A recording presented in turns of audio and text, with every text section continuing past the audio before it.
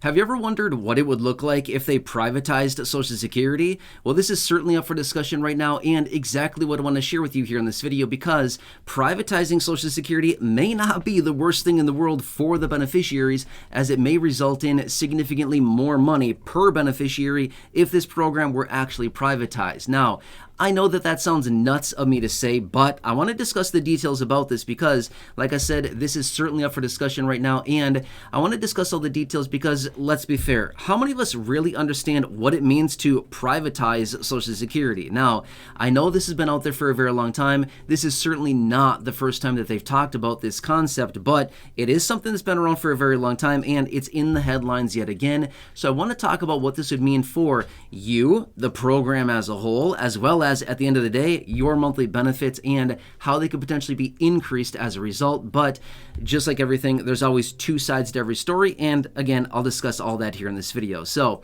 privatizing Social Security. Let me explain exactly what they would want to do here and the whole idea behind this, and I'm going to use an analogy of a program that all of us are very, very familiar with to better understand what it would look like to actually privatize this program.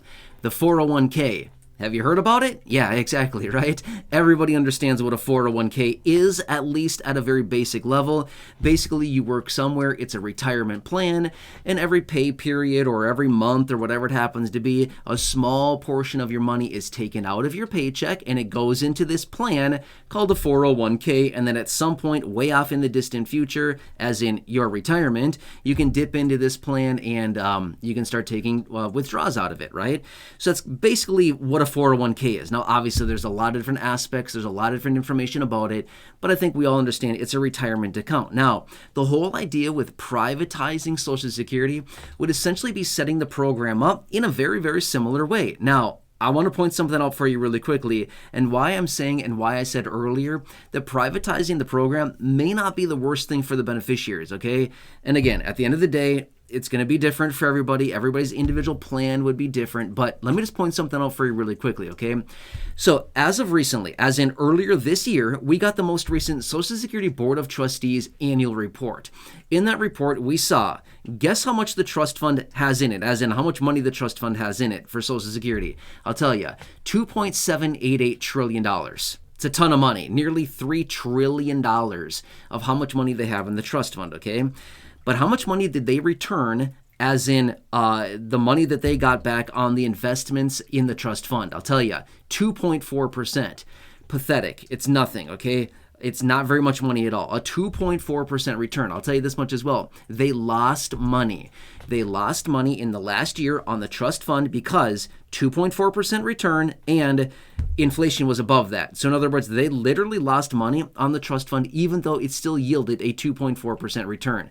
That's nothing. That's a terrible return, okay? My point is, you could go out to any bank right now and basically get a 4.5%, a 4.25%, a 5%, 5.5%, even more than that percent on a CD easily. On a savings account, you can easily get 4+% on a simple savings account right now, just with simple money. My point is, just even on a basic savings account, you could get, on average 1.6% more than what the Social Security Trust Fund yielded last year in the trust fund. My point is, they lost money. Not a good investment, not a good return on the $2.788 trillion of money they have in the trust fund, okay? So that's the problem. They're losing money for the beneficiaries. And at the end of the day, remember, you might think, who cares? They lost money in the trust fund. It doesn't impact me. Well, actually, it kind of does. Here's why. If they actually invested this money properly, they could have a better return on the money, 4, 5, 7, 10, 12, 15% return on the money. If they knew what they were doing, they could easily get these returns on the money, okay?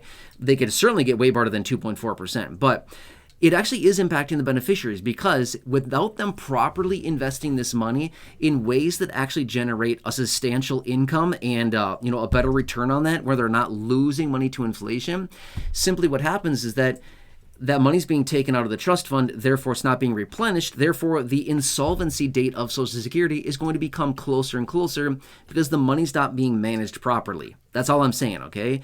Now, if Social Security turned into a privatized program versus a government basically managed program, because that's literally what it is now, right? The federal government runs Social Security, but It's a federally managed and administered program, right? So they take control of this. However, if it were privatized, basically what they would do, and again, there's different iterations of this, but this is the most recent that I've been seeing and that I've been reading about, is that they would want to establish it kind of like a 401k, where every pay period, you get money taken out of your check. Whoa, right? Just like you're getting now, or that you were for many years of your life when you were, out there, grinding every single day in the workforce, and you were having money taken out of your check every single pay period in the form of federal taxes and Social Security taxes, FICA taxes, right?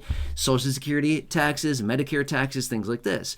So rather than those taxes being taken out and pushed right into the Social Security Trust Fund, basically what happened is that the money would still be taken out, but rather it'd be deposited into essentially like an equivalent of a 401k, but on the behalf of Social Security for each individual person. Does this kind of make sense? Okay. But then here's the cool part about it.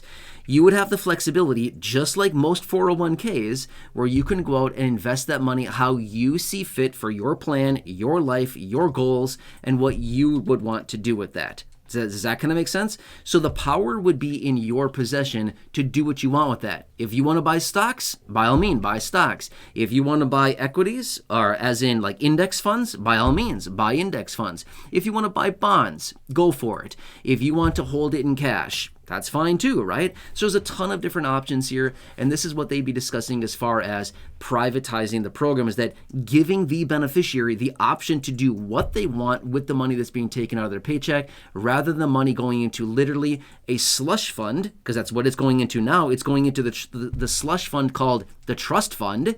Slush fund, trust fund, right? That's pretty slick. I just thought of that right now. I mean, literally, it rhymes pretty good, right? Anyway, it literally goes into the slush fund, trust fund, and in Social Security, and it all just gets mixed together. It all gets commingled together in the trust fund.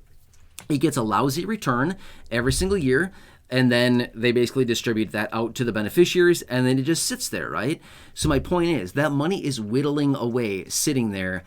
And in a privatized situation, it would be much better off for some beneficiaries. Now, I want to say this much as well, okay? Is every single person out there a savvy investor? No, not even close, right? The vast majority of people are not savvy investors. However, here's kind of the problem with it, just like a 401k. The problem is that people have the ability to do what they want with the money. Some people keep it in cash, some people put it in bonds, some people put it in equities, whatever it happens to be. The problem with this is that some people may not know what to do with it, right? The bulk of people probably would not know what to do with the money that would be sitting in this, account on the behalf of Social Security. So therefore, it may not be put in the best vehicles to return the best return on investment. By vehicles, I mean like investment vehicles. It may not be distributed into these vehicles in the best manner, so that it may not yield the best returns. And at the end of the day, it may not yield a very good retirement, because if it sits there for 10, 15, 20, 25, 30 years and it's not invested properly, well then guess what? We're sitting on a very, very small amount of money, and that's worse off than what Social Security would have done for the beneficiary. Does that kind of make sense, right? So that's kind of the problem that goes into this, is that there's two sides to every story, right? In some situations, you could say, sure, privatizing Social Security would actually be very beneficial to the beneficiary if, there's a huge if here, if every single person were to get professional financial advising and basically helping them manage this money to maximize their returns, okay? So there'd be some micromanagement that have to go into it if this turned into a privatized program. But for those people that have, a general understanding of investing, or maybe want to take matters into their own hands, this could be very advantageous, right? They'd have all that extra money. They'd be taken out of the checks and, just like they have now, or what they did during their working years. And then they could have, the discretion to do what they wanted with it, invest it how they see fit, maybe something a little more aggressive, maybe something a little more passive, maybe something that has a dividend payout, stuff like that. There's a ton of different options, right? So anyway, this is kind of what they're talking about as far as privatizing Social Security. Now, I don't know. I mean, seriously, it's different for everybody. Now, I'm just going to say for me personally, I would love the privatized situation. Reason being is that I'm totally into investing, okay? I'm into this stuff, okay? I've been doing this stuff for a very long time, like 15 years or so. I've been actively in the markets, things like this. So I have a pretty good idea of what I'm doing. I'm not saying I'm like the best ever. Definitely not. Okay, I definitely lose money sometimes, for sure. Okay, definitely not saying that I'm a pro or anything like that, but I have a pretty good understanding. I feel like I would probably do fairly decent with that. Okay, I feel like I'd know exactly what I would do with the money. But for some other people that have no interest in researching it, no interest in investing, no interest in doing it at all, then this probably would not be a good option for them, right?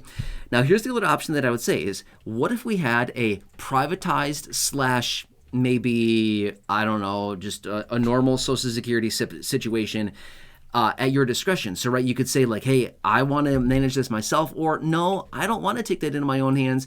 I'm going to let Social Security manage this on their own for me on my behalf, right? So maybe there would be some kind of like a hybrid situation where those who want to self-manage can, and those who don't want to self-manage can then have it managed by Social Security on their behalf. I don't foresee something like that. There'd be way too much micromanagement on a lot of different levels, but who knows? Maybe something like that would be allowed at some point. I don't really know, but I'd love to hear from you down below in the comment section if you want to share, by the way.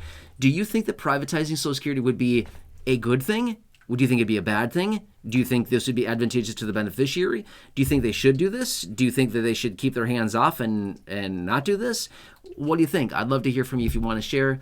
Otherwise, this is what I've been reading about. I don't know. It's interesting. What's the likelihood of something like this actually happening? I don't know. I would have to say probably pretty slim. I just don't foresee something like this actually happening anytime soon, but you never know. Sometimes they surprise us with a lot of different things. And just wanted to bring this to you really quickly. Does that help a little bit? All right, so anyway, please subscribe down below if you haven't done so yet. Share the video with your friends on social media.